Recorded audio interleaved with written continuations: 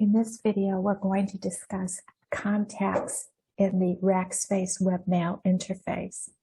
So if you're using the Rackspace Webmail interface for your MysticShoresPOA.com account, this is how you'll deal with your contacts unless you want to type them in individually in every email.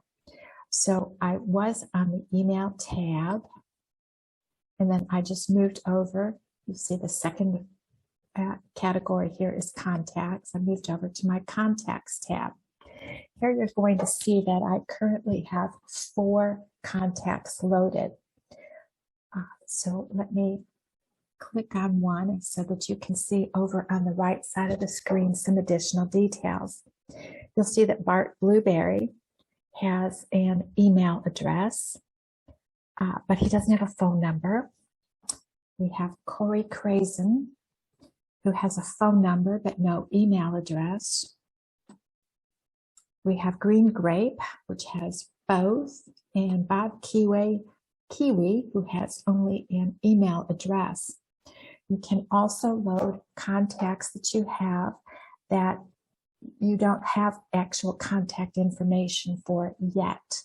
And then later you can go in and edit your contact, and you can add that information. So here, let's go ahead and add a contact.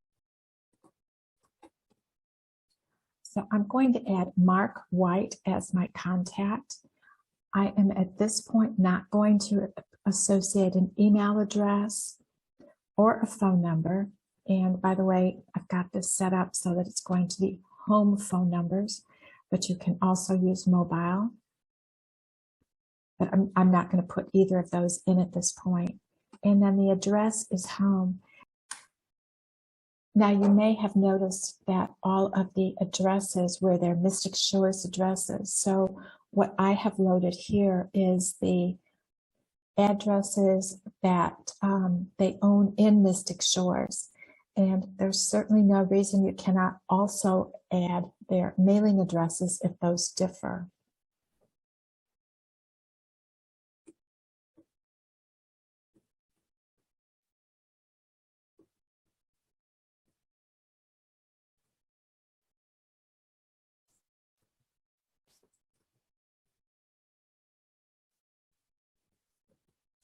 So I can save this contact without any additional information in terms of email or phone number.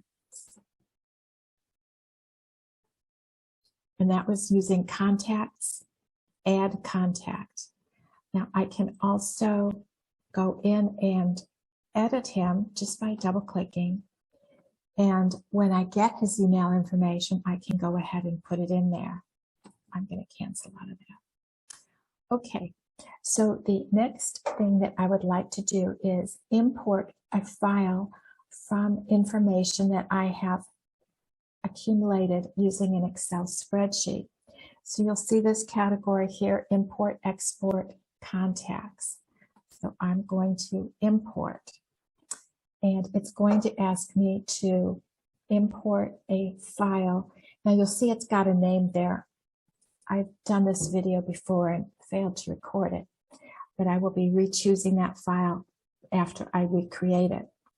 So I'm now going to take you over to Excel in case you're not totally familiar with CSV, comma separated values or comma delimited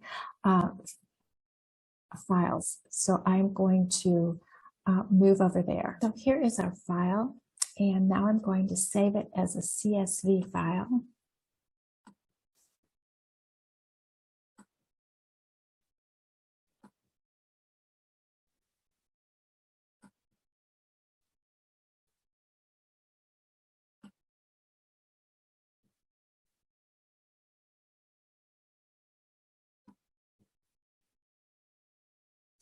You'll see that if you have multiple sheets in your workbook, that it wants to be sure that you understand the CSV format will only support one of those sheets.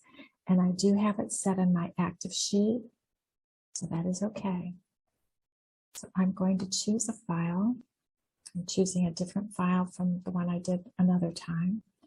So you'll see here, I've got a 72022 CSV file.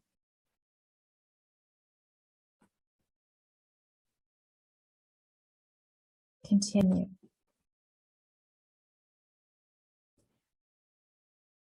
So it is showing us how it is going to map the first record very specifically. And I'm really happy with this. And as far as how I named my fields at the top. So it is Billy Apple with his email address, his home phone, his street, etc.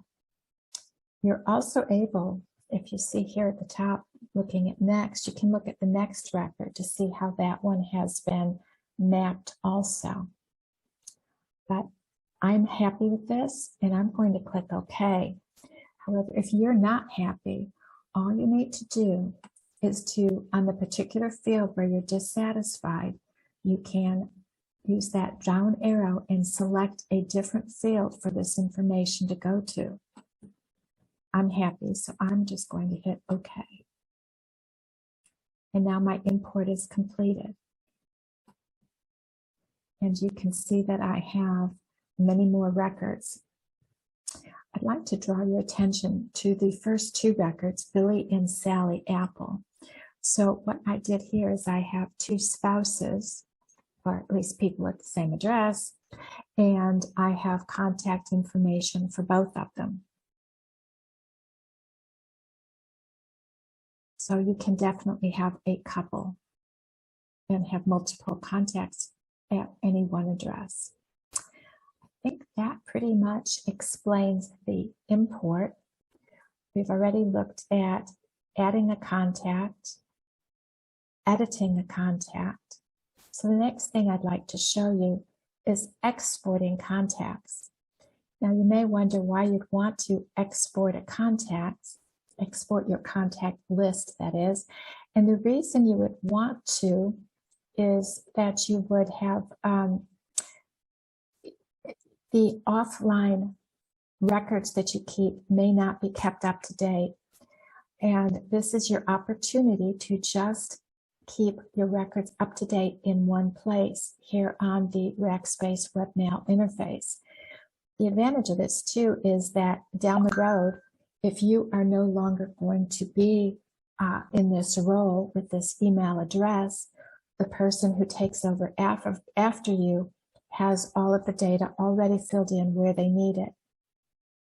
Now, if you want to export, say you, I don't know what you want to do, but you want to export your information so that you're going to essentially create another Excel spreadsheet. So I'm going again into this import export contacts. I'm going to export to Webmail. And what that is going to create for me is a CSV file with the exported information. So I'm going to go to Excel and I am going to open the CSV file.